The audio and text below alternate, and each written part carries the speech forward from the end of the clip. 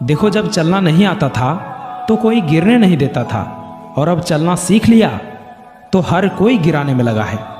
सोचो कितनी कहानी होगी उसके पास, जो शख्स अब किसी से कुछ नहीं कहता। रातों को नींद ना आना, टारगेट की टेंशन होना और बेवजह हर रोज बेचैन होना। अगर ऐसी स्थिति से तुम गुजर रहे हो, तुम्हारे अंदर ऐसा लक्षण दिख रहा है, तो समझ लो तुम इतिहास रचने वाले हो।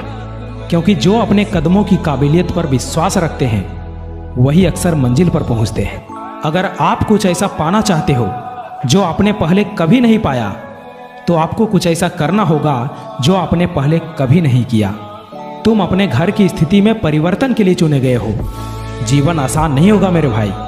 तुम्हारी मेहनत में इतना दम तो होना चाहिए कि एक सफलता की कहानी तुम्हारी सारी असफलताओं को समाप्त कर संघर्षों पर पूर्ण विराम लगा दे।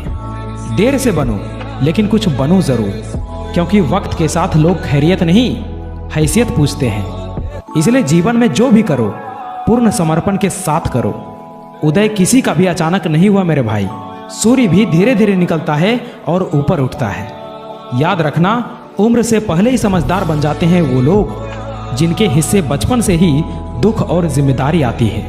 अरे अपने वही है जो संघर्षों के समय भी तुम्हारे साथ हो, क्योंकि सफलता के बाद तो पराये भी अपने हो जाते हैं। आज मेरी परिस्थिति देखकर तुम मेरे खिलाफ जितनी बातें बना सकते हो बना लो, पर याद रखना, जिस दिन ये समय मेरा साथी बन गया ना, तो तुम्हें खुद पर शर्म आएगी कि मैंने किस आदमी के बारे में क्या बोला था।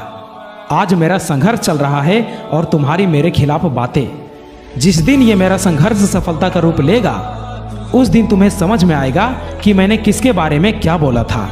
अगर कोई अकेला है तो इसका मतलब ये नहीं कि उसे कोई पसंद नहीं करता, बल्कि वो अकेला इसलिए है क्योंकि उसने दुनिया की औकात जान ली है। जब लोग पूछते हैं कि आप काम क्या करते हैं, तो वास्तव में वो हिसाब लगाते हैं कि आपको कितनी इज्जत देनी चाहिए। यही इस दुनिया की सोच है और इसे आपको मानना पड़ेगा। समय अपनी रफ्तार में है दोस्त, अगर तुम रुके तो बहुत पीछे रह जाओगे।